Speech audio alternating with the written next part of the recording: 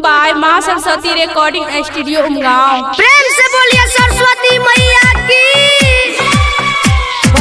DJ मिठू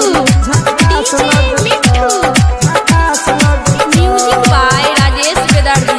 कके हंस के सवारी अइले सरस्वती माई सब करे छै बिना बाली के तैयारी सब करे छै बिना बाली के तैयारी।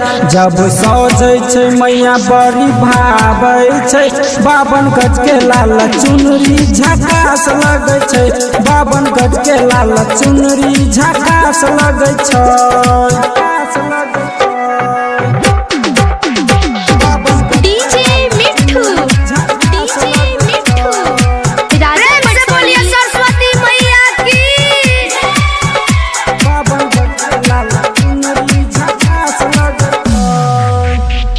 सूर के रचैया सुनु सरस्वती मैया हमरो के बना दुखे सारी संग बैया।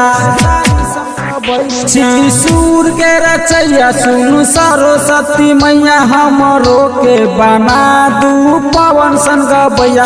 आहा कृपा से सब के भाग जागल छै 52 गज के लाल चुनरी झकास लगे छै 52 गज के लाल चुनरी झकास लगे छै।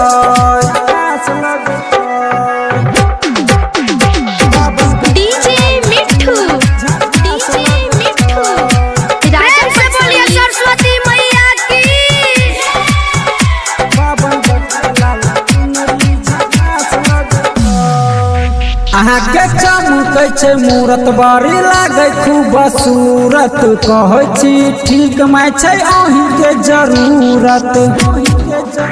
अहाँ के चमकै छै मूरत बड़ी लागे खूब सूरत कहै छी ठीक मैं छै अहीं के जरूरत। लिखे राजेश बिन गीत खूब बजे छै 52 गज के लाल चुनरी झकास लगे छै 52 गज के लाल चुनरी झकास लगे छै।